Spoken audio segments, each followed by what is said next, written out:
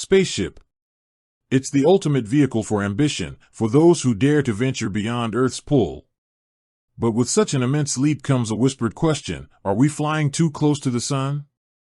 Does the pursuit of space travel inherently overexpose us to unacceptable levels of risk?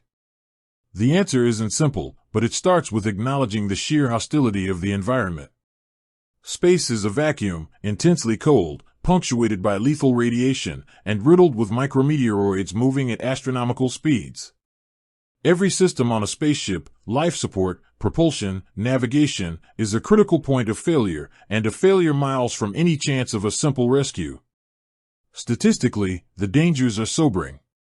The catastrophic failures of Challenger and Columbia, while decades apart, are stark reminders of the volatile energy involved in launch and re-entry. Even successful missions face chronic risks. Prolonged exposure to cosmic and solar radiation increases the lifetime cancer risk for astronauts. Microgravity weakens bones, atrophies muscles, and affects eyesight. These are not minor inconveniences, they are cumulative biological tolls. However, the overexposure argument often overlooks two key factors. First, the intense, almost obsessive, focus on redundancy and risk mitigation. NASA and private companies like SpaceX pour billions into engineering systems that have backup systems, and then backups for those backups.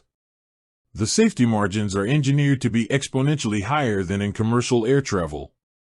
Second, the value of the endeavor is weighed against the risk.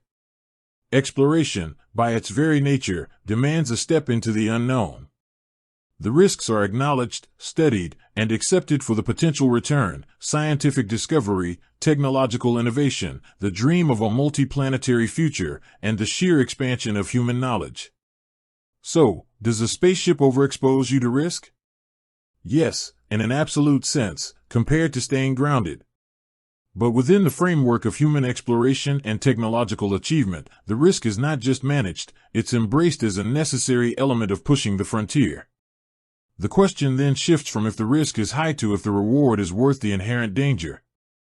For those stepping onto the launch pad, the answer is a resounding yes.